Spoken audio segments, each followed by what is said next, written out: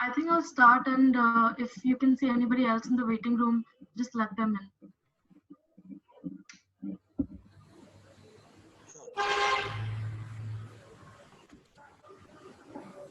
Sure, Shrushti, let's start. All right. I hope I'm audible and visible. Yes, very much. Okay. Hello, everyone. I hope you all are doing all right and are safe. Thank you so much for joining us today. My name is Shrushti Mane. I am the founder and curator of the cause page LGBT Mumbai on social media, and I will be moderating today's webinar session. One of the most successful names in the Indian fintech scene is Satyen Kothari. Satyen is the founder and the CEO of CubeWell. He is an investor and a serial entrepreneur whose prior experience include founding of Citrus Payments, where he led the brand's overall strategy, product, user experience, marketing, and strategic alliances to drive the company to a valuation of $100 million in 4 years. So we have our guest Satyen Kothari here. Thank you so much, Satyen, for joining us today. We are so glad to have you on board. So should we Excited to be here, Shrushti. Thank you. So Satyen, your protect means for protection for LGBTQ individuals, especially like me. We need to understand that the need to save money in order to protect ourselves from the domestic abuse or other forms of harassments which we are directly related to due to financial independency. So as a queer individual, we need to save first rather than investment, but we'd rather have ourselves a safety net. Right. Absolutely. And I think this is a very pertinent topic for our times, given the pandemic that's going on, which has created a lot of joblessness in general. It's also a failure of our education system, Shrushti, that we are not taught the basics about money at all. Even in the, we use words such as savings, investment, protection, safety interchangeably as if they are as if they mean the same thing. When in fact, there are different layers and a different sequence of planning that you need to do for each one. So I know we have a few questions, but I just wanted to start off with the basic understanding of building a mental model of how these layers happen. Yes. So if you don't mind, I'll take 2 minutes to just explain how we think about it at Cube. Yes. Right. So our everyday life, we have hopefully got some source of income. And if our income is not enough to meet our expenses, one of a few things happen. You have to reduce your expenses, always the best thing to do. Or sometimes you need to get a loan. Or if you have actually done savings, you have to use your savings, right? So this is your steady state, monthly, what is happening, money coming in, money going out. If that's not in balance, then there is a problem situation. Assume for a second that there is some balance and you do have some extra money coming in. That is called savings, right? Now, what you do with the extra money, whether you keep it as cash in the house, whether you keep it in your bank account, or whatever you do with it, it is your savings. Yeah. One of the most important steps in savings is how do you build enough savings for emergencies? Because things happen in life, medical situations in the family, for yourself, unexpected job loss, etc. So all of that goes into the savings section. After you have a little bit of savings, what I personally believe we all should have is some level of safety. And by safety, I mean, how do you have the right kind of insurances to protect you against any large event that can take away all your savings? And then the third layer, as you said very rightfully, is investment. Then that is that layer where you start planning long term on how your money can grow, etc. And that also depends on your life situation, how many people depend on you, and a lot of other events. So that's the context of the 4 layers, right? Steady state monthly, savings, safety, and then investment. So I just wanted to set that model up front because most of the questions that you'll have, I'll ask using these labels for these 4 layers of the model. Yeah, of course. So I think if we could start with the financial basis, the finance, that is, what are the stages of planning around money? Right. Because I'm a 21-year-old individual, and I come from an architecture background, and talking about, as you mentioned, we barely understand the difference between what investment and saving and how to differentiate it very well, and then to go ahead and actually have savings and invest in different places so that our future is secured for tomorrow. So if we could start with something as basic as what are the stages of planning around money that you would tell us? So in the 4 stages I mentioned right now, which is monthly planning, savings, safety, and investment, let's talk about the first one in a little bit more detail. Yes, please. Which is your monthly planning. So it's a very simple equation. You have certain amount of money coming in every month and a certain amount of money going out. You can do one of two things. You can work on earning more money, or you can work on spending less money. Those are your only two choices in the equation. Yes. It's not complicated. Let's leave earning more money out of this discussion because there are infinite ways of how you can earn money. To save, to how much you spend is actually very much in your control. So if you, and this is something I'd encourage everybody who's on the call to do after this call, is take a sheet of paper, simple sheet of paper, and put 3 columns in it. And in the first column, put in how much money you are earning. Second column, how much you're spending on essentials. What do I mean by essentials? It is your house rent, maybe, or if you have any loans, that's the EMI payment. It's the basic amount for your groceries, for maybe your electricity and your phone bill. These are not things that you can change without affecting your basic life. That's your essential column. And then your third column is what is optional spending. Optional spending can be everything from travel to a habit like smoking, or it could be eating out, or it could be entertainment. And that's really the only column that you have control over in this situation on immediately if you want to fix something. So I think once everybody does this kind of basic 3-column layout to understand what their money life looks like, it leads to the next level of conversation. Yeah. So please, hopefully that's clear. Yeah, so because a lot of LGBTQI individuals, so basically in India now, because we are progressing so well and everything, but it's just not the parents who have still progressed. It's, kids who have started coming out.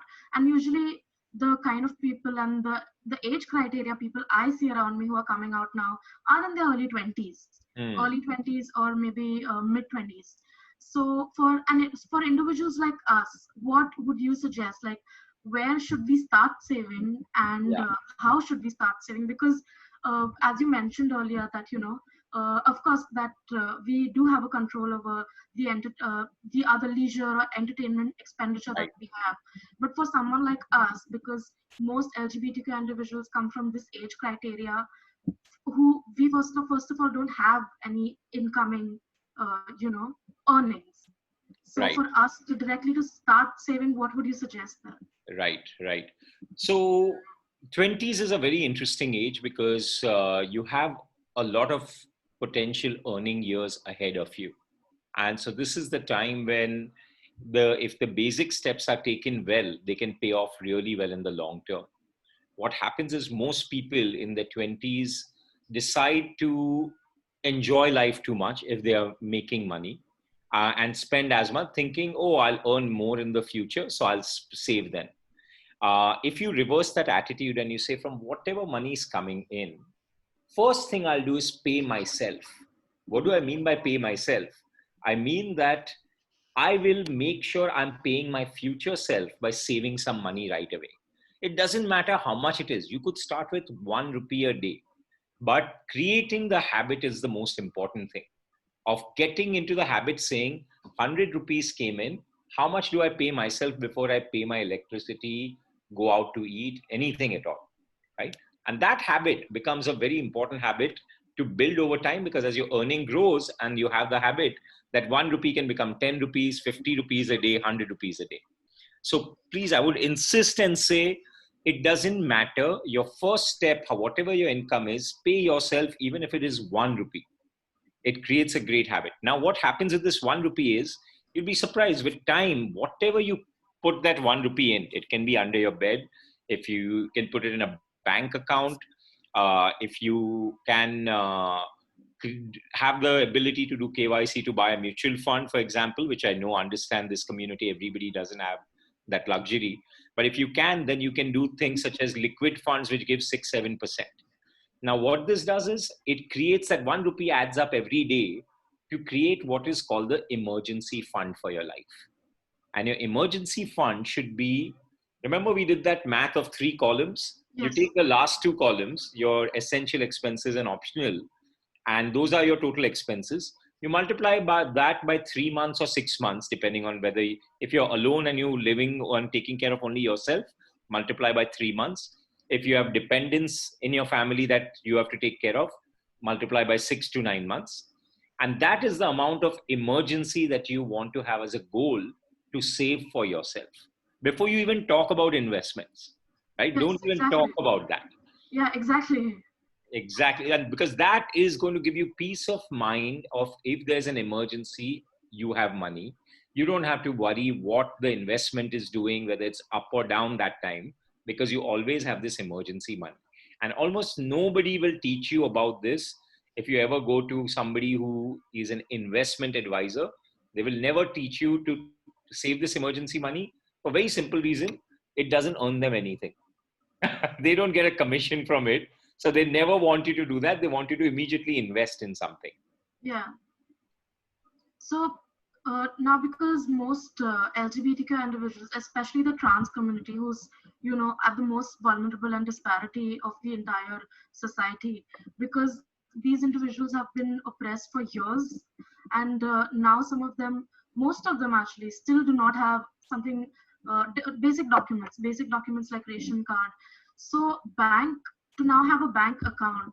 These things, if you don't have these documents itself, how in the absence of a bank account due to lack of documents, how can these individuals start small savings? Right. It's a very, very good question. And obviously, it's an unfortunate situation that in a system like ours, we can't progress to this.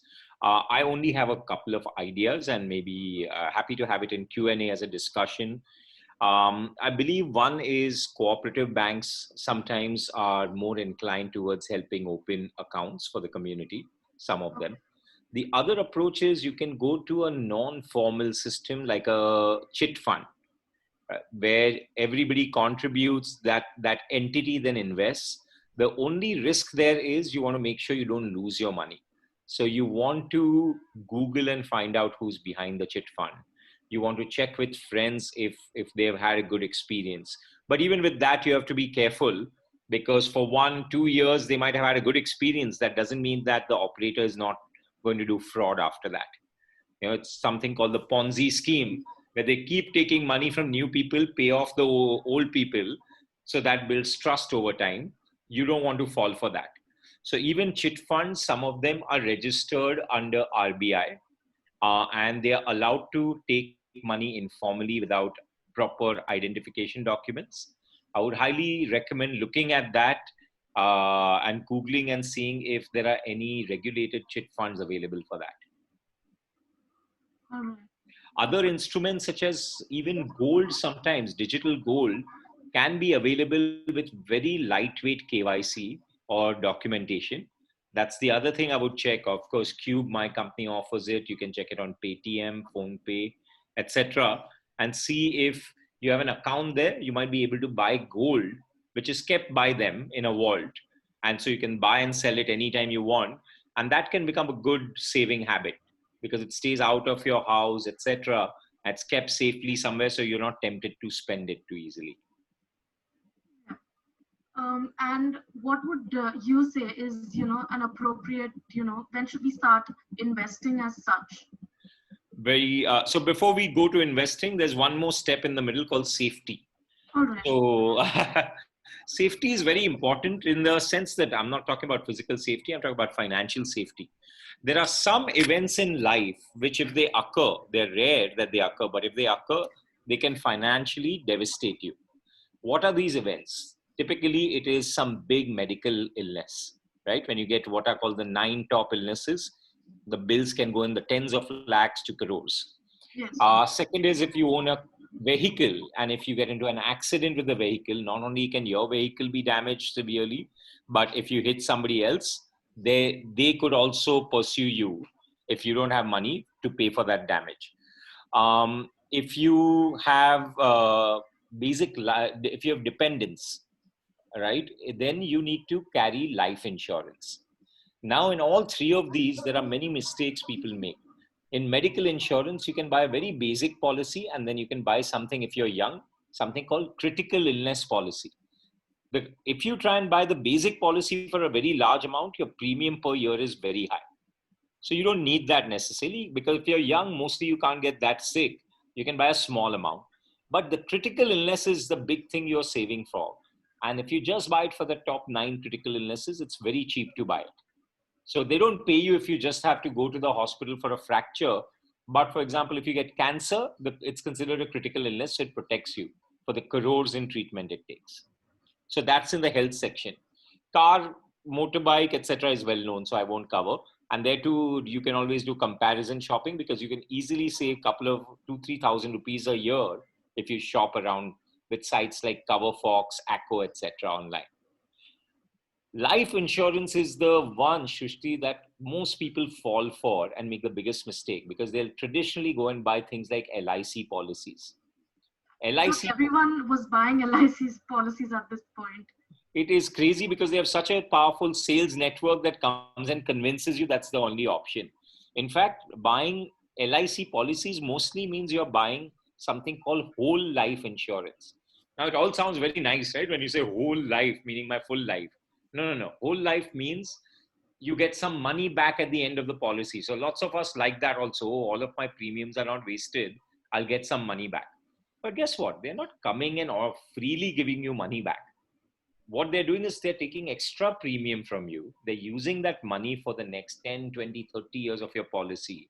And then they're giving you a small amount of money back. So they're combining insurance with investing. You don't want to combine this. It is a terrible idea, mathematically speaking. What you do is you keep investment separate and insurance separate. So what you need to buy is, and I highly recommend everybody who's listening take this down. It's called term life insurance, TERM. It is the cheapest insurance you'll get. It only covers you for the amount you buy in case of death. So your dependents get it. Again, why is term life insurance not popular with agents? Because they earn the least amount of commission on term life. They earn a lot more on whole life, on ULIP, etc. So you have to be smart to watch out for your own money and buy the right product. And as we said at the start of this discussion, the problem is most people are never taught about all this. So we all get cheated very easily. Exactly. And how do I choose the right insurance at this age, and the importance of having insurance in the first place? Absolutely. I think if you could share a light so that people here would understand, because most of us are, again, like, as I mentioned, early 20s. Yeah. So it's very difficult because our society is already so stigmatized that insurance, investment, all these conversations, they say are only for, when you get old. When you're in 30, by the time you already realize that it's, oh God, I should have invested earlier. Absolutely. So as I said, insurance, buy critical life illness insurance if you are in your 20s, that's enough, with some basic health insurance. And that doesn't cost too much. It costs a few hundred rupees a month. Term life also is very, very cheap. And you only need life insurance if somebody else is going to depend on you. If you die, they are going to be in trouble. If you're alone, you don't need to buy life insurance. Because Yes. who is going to get paid for it, right? Why are you paying the premium for stranger? So ignore that. So look at your specifics of your life.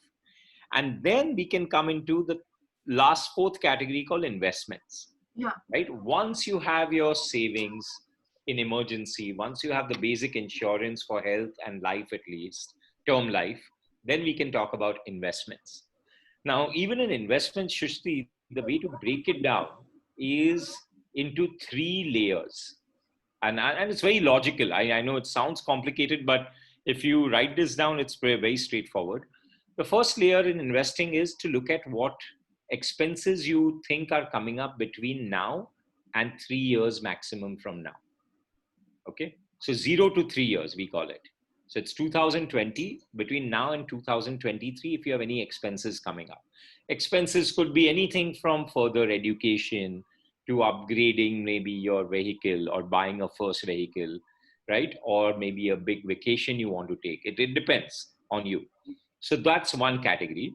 And the second category is between 3 to 5 years, what you think might be coming up. Similar logic. And then the third one is 5 years plus for old age, retirement. It doesn't matter for buying a house in the future, far away. All of that is the 5 years to infinity. Now, why are you breaking it down into these three sections? Because what you invest in depends a lot on when you need the money. Do you Yes. need it in 0 to 3 years? Do you need it in 3 to 5 or in long term? And that's when we can have a specific conversation. So if you need money between now and 3 years from now, for example, you should not put it in the stock market or in mutual funds. And most people, again, make the mistake thinking investment equals mutual fund. So I'm ready to start investing. Let me buy a mutual fund. No, that's not what you do. The 0 to 3 years is too risky in the market because if the markets go up, they go down, and you have that expense coming up, you might actually be at a loss even though you started investing. So you have less money than what you put in because the markets work well long term, but not short term. So in 0 to 3 years, there are many other instruments. As I said, gold is a good one because it generally keeps value. If you have some form of KYC, there are a lot of other instruments such as fixed deposits. You can buy liquid funds, etc. for that. 3 to 5 years is when you can start touching mutual funds, moderate mutual funds, aggressive mutual funds.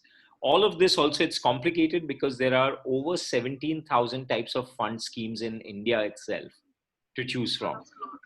So you can imagine how difficult it is to pick which one to invest in, right? Yes, yes, and the constant because I see a lot of people, investing in mutual funds and SIPs, and I honestly do not have even a basic idea about them.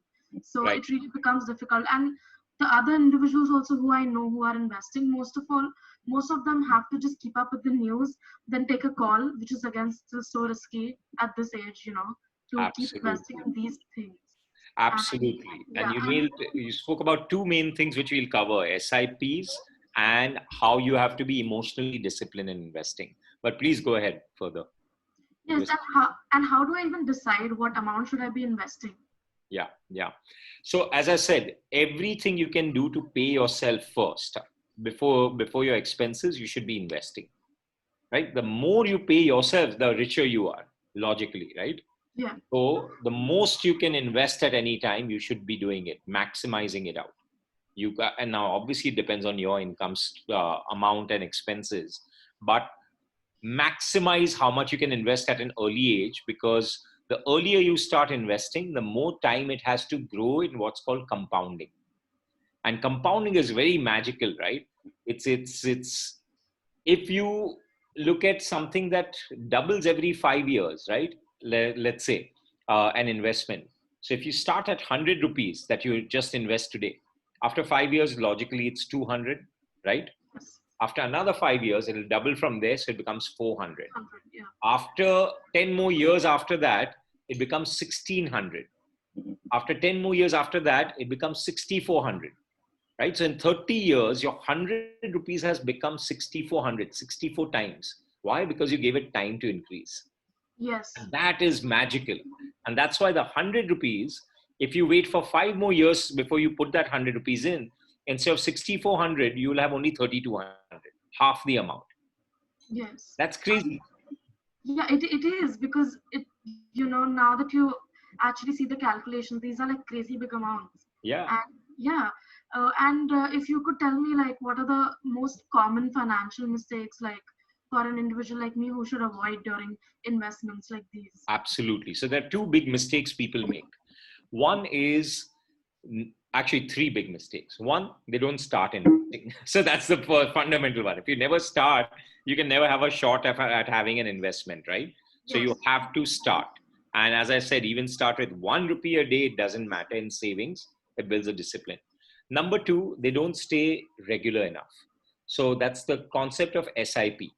So, how can you make sure every month, without you doing any work, any thinking, a certain amount of your income is taken away and put into an investment automatically? This is very important because as human beings, we are fundamentally lazy when it comes to making a decision about money. We're very quick at spending money, but we are very slow when it comes to thinking, oh, from the 17,000 funds, where to put in money, how to put in, etc. Right? So we have to automate that, where every month it automatically gets invested. And this is can be done with SIPs. In Cube, we call it super SIP, because every month you have to confirm you want to give the money. Um, but if you don't confirm, it's still it goes away. But if you can always change the amounts if you don't have that much. The third very important point mistake that people make is they don't understand that the market is full of experts. You need somebody to guide you, to tell you which mutual fund to buy, etc. So these are called financial advisors, or again, inside Cube, we have something, we tie up with a financial advisor who tells you not just which mutual fund to buy, but also tells you when to sell it. Because Okay. this is as important, right? If a mutual fund goes bad, who's watching out for you to tell you, sell this right now, Shrushti? Exactly. Very few people. So you need that system. That's the three, right? One, start investing. Two, make it disciplined with a SIP. And three, find somebody who has a track record of delivering quality returns and listen to them on what to invest. So all of these will mean that you'll not worry that the market is up right now this week, it's down next week. But like, I'm staying disciplined for the long term, and my advisor is watching the market, and they will tell me whether I should buy or sell. So, and also, what are your personal approaches, to savings and investment? If you could, like, share with us about those. Um, it's a very good question, and it's a long answer, but I'll give you the short version. So I started similarly to what you described as this community, which is in my 20s. I didn't have any money to start with. So from my first job, I started saving. Um, I had to go study somewhere else, and I had to take a job there. So I started living independently. Um, I made a lot of mistakes on my own trying to learn how to save and invest. I used to read magazines which used to recommend stocks to buy, mutual funds to buy. I was so confused. I would do the investing because I was saving regularly, but I would not know what to do with my portfolio. Because at one time, I remember my portfolio had 30, 40 mutual funds. I'm like, I don't know what these mutual funds do. So one mistake is, do not do that, right? Have an advisor early on who is very good, and they must guide you. So that's mistake number one. Mistake number two, don't fall for the get rich quick schemes. There is no such concept. There are actually tons of such schemes that, it's almost like brainwashing, honestly. Absolutely. Whether it Some comes of to them just, gold coin collections, and you become part of a club where you are buying and selling all this, and you're told to bring more members in. So they become, all of those are scams. I mean, if there was an easy way to make sure money, everybody would be rich. There isn't exactly. one. So it's hard work and smart investing that gets you rich. So don't fall for those schemes, because you will lose that money and you can't get it back again. So I think this is a mistake I've made in different ways. For example, this is complicated, but you can buy, for example, futures and options in the stock market. And I heard about some friend who was making a lot of money every month. So I said, I'll also try it. And it's like going to the casino. You can win a couple of times, so you think, wow, this is easy. Yeah. Guess what? The casino always wins. The odds are in its favor if you play long enough, right? So the same thing happens in the markets. If you invest on your own in these get rich quick schemes, there's a good chance you'll lose your money. So number two is that. Number three is it's like going to exercise or how you eat healthily. You also have to mentally train yourself when it comes to money, not to get too stressed out or to get too excited with short-term ups or downs. This is very important because remember that example I gave of 100 rupees every 5 years doubling, you're playing for 20, 30 years out, how much you can make. So how does it matter how much your money went up or down right now or last month? Don't worry about that. Focus on quality, focus on staying disciplined, and then you'll be okay. So sometimes I feel it also when the stocks I own go down, right? I'm like, oh no, what did I do? And then I have to remind myself, oh, you wanted to buy that stock because it's a company you admire a lot and you believe in it a lot. So now your plan should be, as long as you admire and believe in it, you should plan to hold it for a long time. Yeah. So I think there are also a couple of people over here who do not have a very basic skeletal understanding of how once we invest in stock markets or share markets, how it basically works. If you could give any information on that, Sure. it'll help them out. So the core fundamental concept of a share market is you are becoming a partial owner of another company. When you buy one share of, let's say in India, Tata, Yeah. you're becoming a partial owner. Now, what does it mean? You're not an owner in the sense where you're supposed to show up to Tata and start working because you bought a share, but you're counting on the people who work in Tata, the management, to work hard for you to produce better results so that your share price goes up. So the moment you stop thinking, Shrushti, of the share market as something to buy and sell shares, but you realize it's a place to buy and sell parts of a company that you believe in, your mindset changes dramatically. Then you start looking for companies that you admire, whose ethics you admire, whose management has proven that it can do the right thing, etc., and can grow from there. So you think like an owner, and like an owner, when you start a business of your own, you don't think, oh, I'm starting my business today, next month I'll sell my business. Nobody thinks like that, right? You plan to own your business for a few years. Exactly. So same in the share market. The moment you buy a share, as long as you've done your homework, plan to keep that share for a few years at least. Yes, I mean, of course, it at least takes a good, amount of years at least to understand how the statistics, rise and fall. Right. We can't, overnight take decisions just because, Absolutely. there have been too many profits or too many losses. Right, right. Yeah. And if you could also tell people here about what exactly a mutual fund is. Yeah. Okay, great question. So what I described what a share is in a company, right? So you can buy Tata Motors, you can buy in India, what's another famous share? Reliance, right? Yes. A mutual fund is effectively a collection of these shares of multiple companies. So for example, if you don't want to buy 50 shares of the top 50 companies of India, you can just buy one mutual fund, which represents the top 50. So there will be something called a HDFC 50 fund. If you buy that, the fund manager takes your money and divides it up and buys shares of those 50 companies for you. Oh. So it simplifies your life a lot. And that fund manager's job is then to pick the right shares, buy, sell those shares in the market. So they are measured by their performance of their mutual fund. And based on that, people decide whether they want to invest in the mutual fund or not. So think of it as shares are the foundation layer of the stock market. Mutual funds are a layer above that, where a mutual fund owns multiple shares inside. So that's why I said for your expenses between 3 and 5 years, especially, it's important that you don't buy shares of only one or two or three companies, because those companies can go up and down in 3 to 5 years.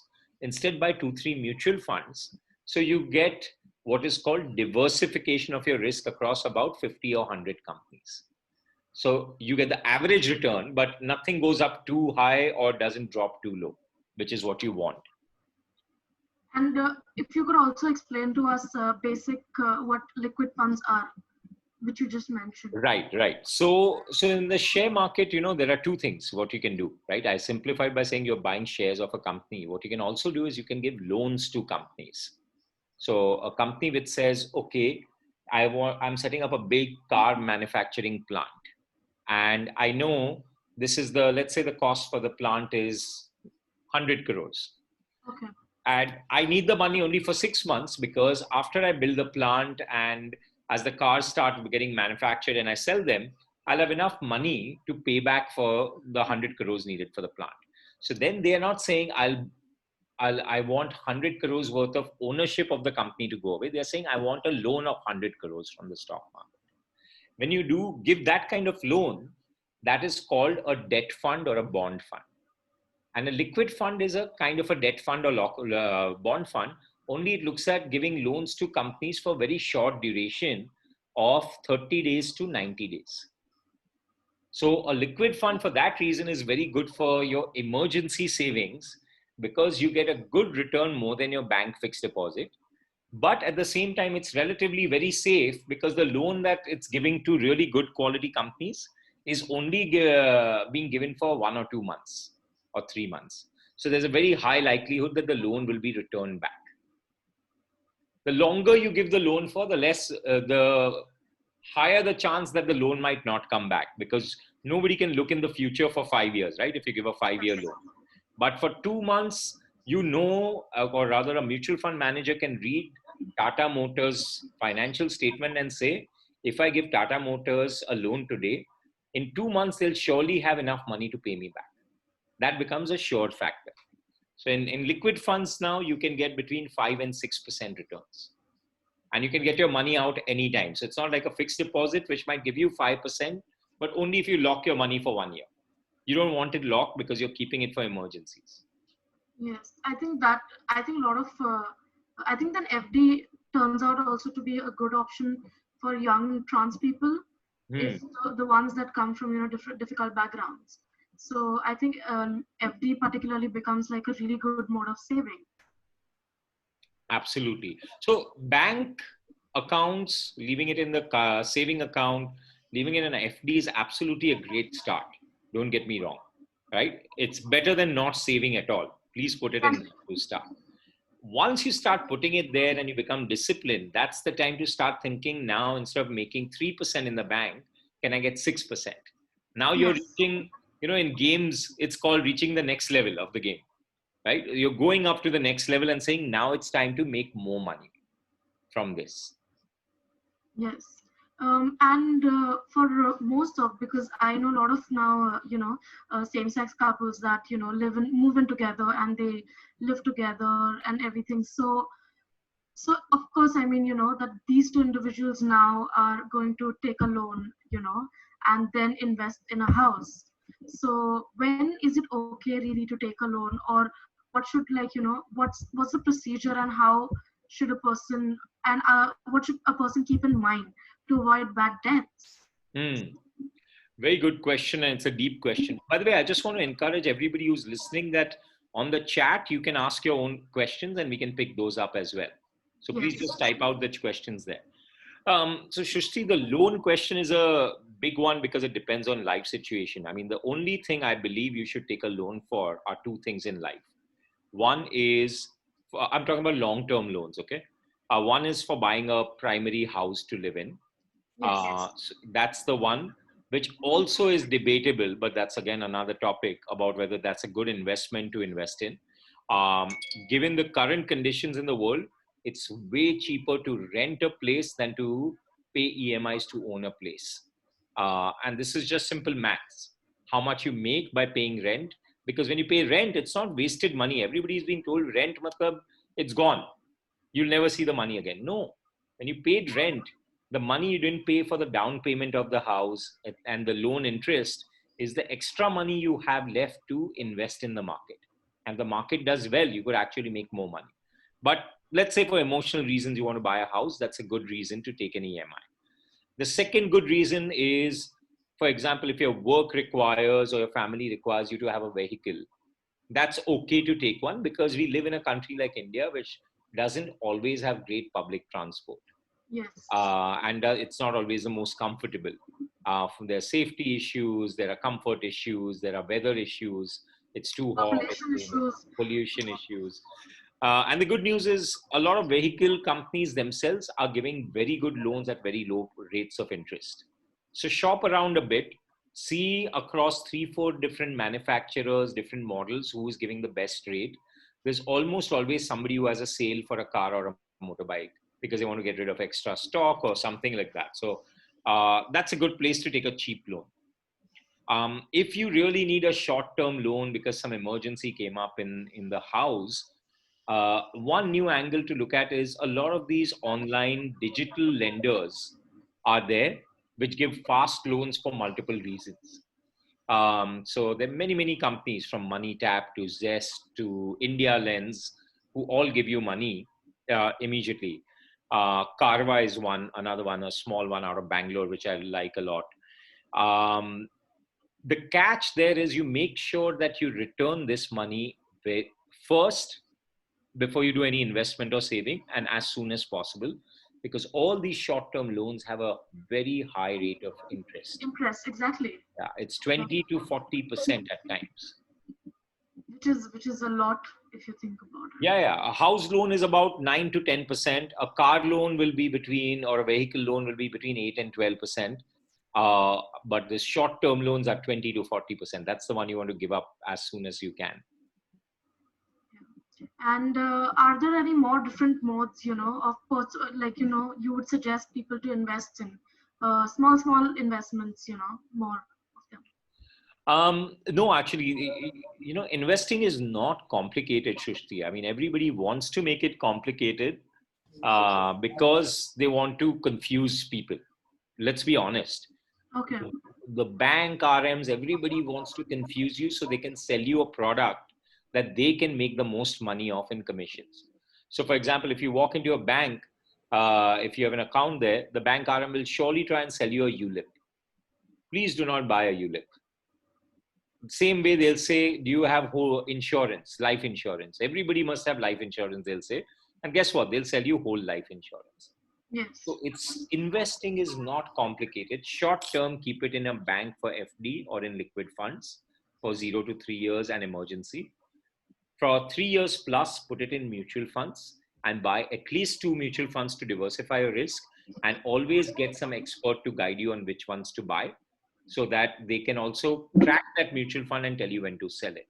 If you just do these 2 things only, you will be better off than 99.9% of India. Just do these 2 things. Don't do anything more. Set up an emergency fund and start by investing in mutual funds based on good advice. Yes, I think yes, this conversation of, entirely, first of all, starting with savings and then investment and all these other things in itself is, a good step actually, because coming from Indian, particularly, Indian families, there is just no conversation at all about these things. Absolutely. So it becomes really difficult to, even understand the most basics of them.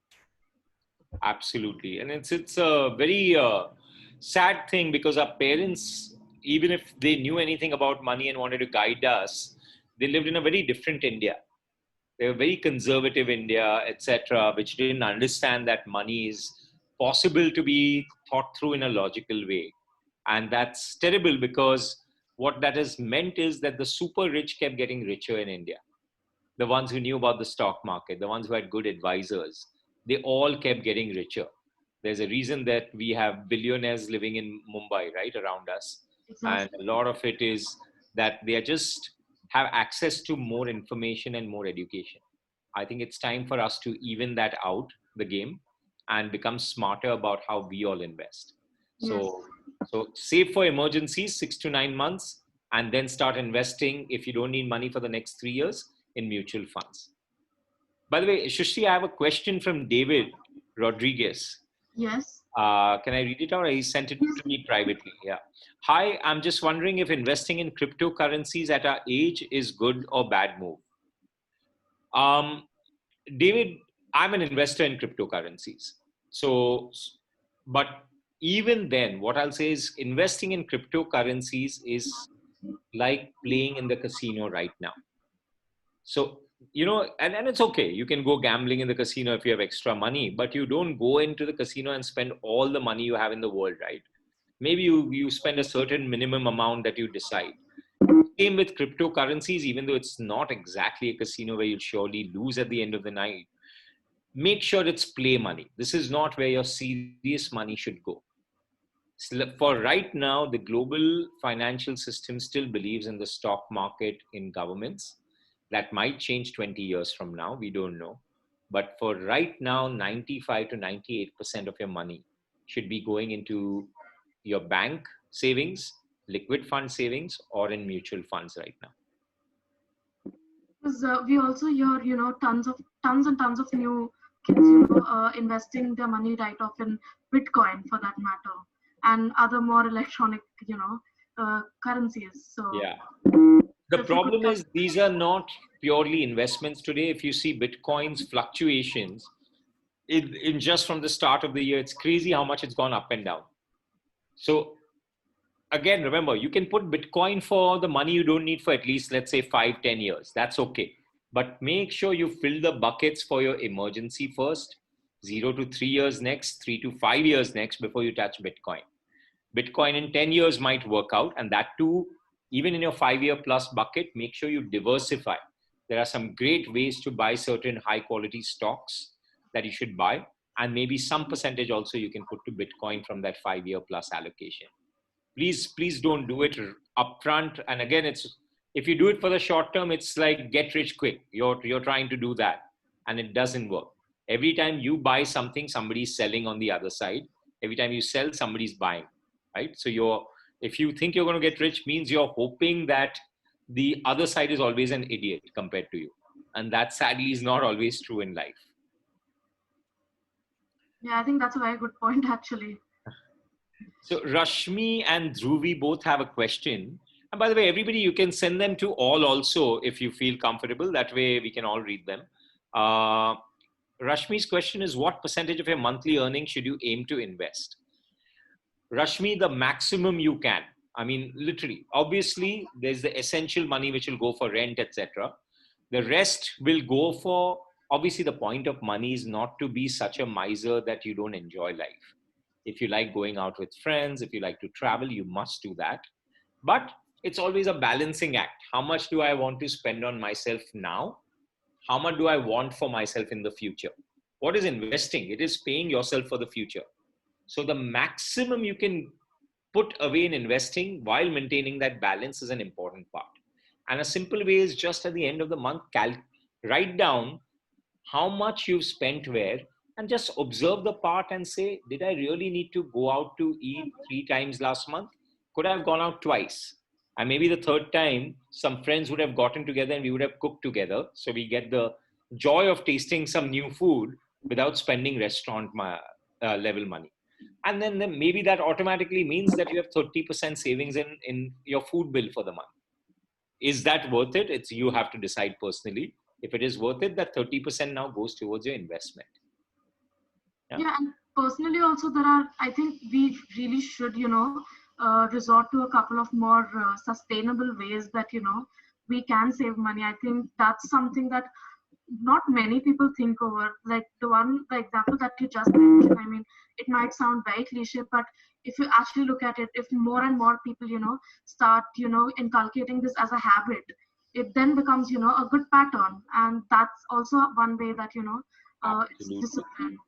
Absolutely, Shrushti, you nailed it, right? So early in my career, when it was in my early 30s, actually, I decided to take a break from working, and I had a very small amount in savings, and I wanted to take a break because my daughter was born. I wanted to spend time with her. And guess what? It was a great time in life because I had the luxury of spending time with my child. But it also meant watching my expenses. So I'll tell you a simple thing we did. I used to make coffee at home every day, right? Because it's cheap to make it at home. But once in 15 days, I used to treat myself by going to a coffee shop and buying a coffee and sitting there and enjoying it.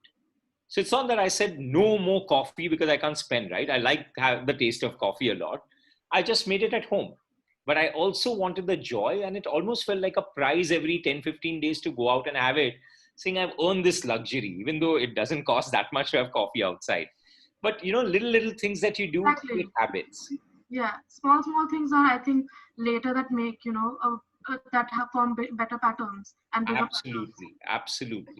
Yeah. We've also got a question from Dhruvi. What do people who have just started earning do? Shall they invest on anything? If yes, then what would be good? Oh, sorry, there was another question. I'll finish this one. Dhruvi has two questions. If yes, then what would be good, or should they not touch it and let it be in their salary account till they have bulk money? Sorry, this is Marjan, not Dhruvi. Sorry, Dhruvi. We'll come to your question next. Marjan, as I said at the start, what you should do is first build an emergency fund. So when you just start earning, if you're alone with no dependents, put aside 3 months of your monthly savings, monthly spending in an emergency fund. You can put it in a fixed deposit. You can buy a liquid fund. Keep it simple, but make sure it's at least there for 3 months in the bank. After that, you start talking about investing. Okay. And in between the two steps, make sure you have health insurance for critical illnesses and term life insurance, even before you invest. So comes back. To Dhruvi, Dhruvi's asking, is it better to invest in new upcoming companies who are popular now, or old steady companies, which might be expensive? So how do you pick? Dhruvi, this is a great question. There is again, no simple answer for a very simple reason that the stock market is a very complex beast. There's a lot of information coming in all the time about what customers are doing, what companies are doing, what has changed in the management of the company. Somebody resigned, somebody came in, maybe somebody has a legal quick case going against them. After doing this for so many years in fintech, still don't like to pick my own stocks. And the same thing I recommended for mutual funds applies to stocks also. Find somebody who's an expert in the market, who has spent decades just investing in the markets, ideally even has a small team of researchers whose only job is from morning to night to look at the screen, read in news, read information to decide what stocks are good and what stocks are not good. Look, we all go for our jobs every day, right? And when we go for our jobs, let's say 9 to 5, we are busy doing what we are being paid to do. In that 9 to 5 period, somebody who does the stock market full time is also doing their job. If you think you can get up one day on the weekend and beat that person who's been doing it every morning to night, and you can make more money from them than they can make for you, I am sorry, that's being very, very, very egoistical about what you can pull off. Trust the experts. There are many fund managers. That's the beauty of the stock market. You can trust a fund manager and advisor, and you can say, please, you do the job for me of running my money. And that's huge. That's a privilege you get in the stock market. Do we have more questions? Because I do not happen to see them. I think they have been sent to you personally. No, I think that's it. Marjan's was the last one. All right. Any more questions, people, before we close? There is no option for public messaging, says Ritik. Okay, Ritik, you can send it to me and I'll read it out. I think if you do everyone, it can send it. Marjan has one more. Any idea about Forex investment? Marjan, can you specify, are you talking about trading in currencies, or are you talking about investing abroad in stocks that are listed abroad?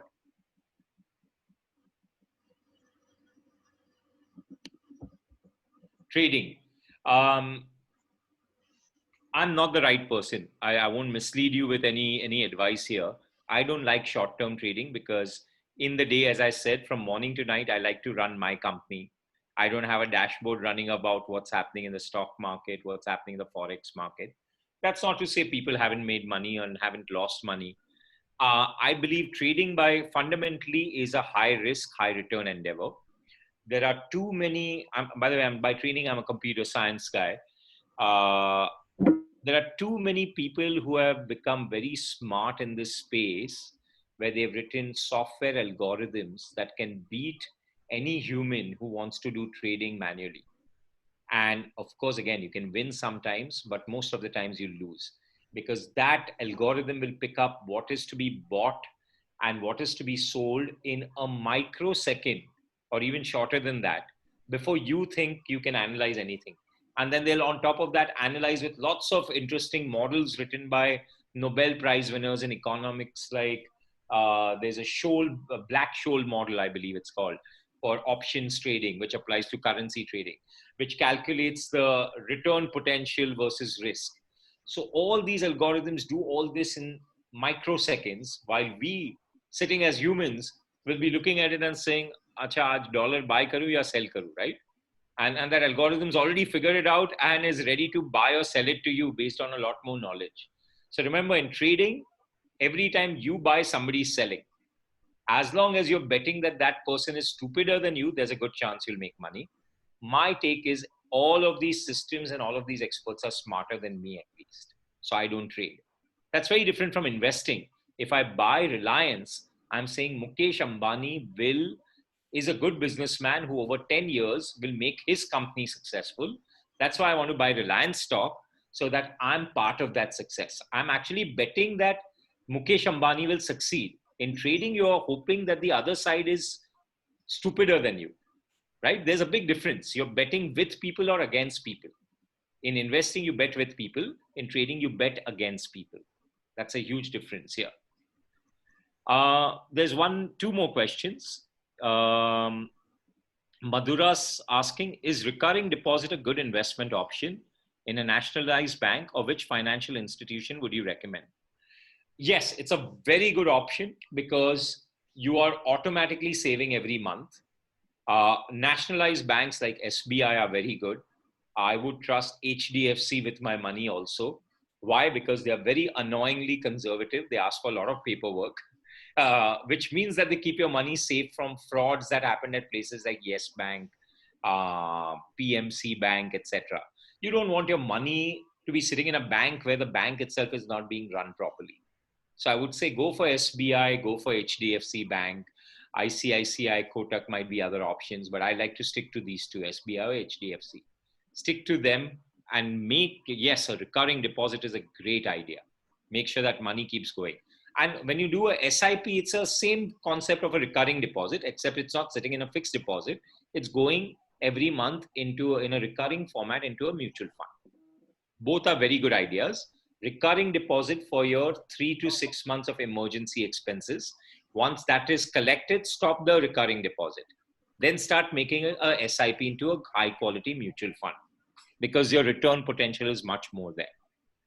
We have Ritik asking, could you please tell us a bit about, before that, Marjan's asking, if today, like right now, one wants to invest or buy shares, what would be the best? Marjan, talk to an advisor. Or you can use Cube's app for seeing what mutual funds are good that are recommended by our advisor. My team doesn't recommend or pick stocks or mutual funds. We've tied up with amazing high quality advisors for mutual funds and stocks who have beaten the market over the last 10 to 20 years. And we work with them. I don't buy or sell on my own a mutual fund. I always open the Cube app up and I see what is recommended and buy and sell that. It's beautiful because I don't need to think anymore.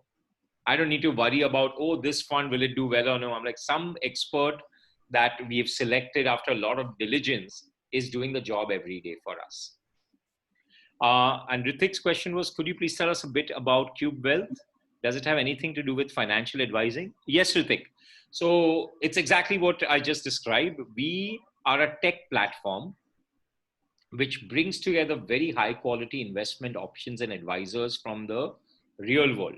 So we say we are tech and we combine it with human intelligence. And so when you come to Cube, based on your time frame and your risk level, you can search and filter and you'll see the right investment options that we have selected. And then you can start from there. And then there's a concept called perfect portfolio inside Cube. So you can track whether what I described first, do you have enough in savings for emergency first? Do you have protection? Then you do have short-term, mid-term, long-term. So there's guides inside, there's assets inside, there's advisors inside. And our goal is absolutely to help everybody who is hardworking, who has honest money, to get the kind of guidance that's been missing in all our lives about how to honestly have a shot at creating great wealth. Yes. Do we have more questions?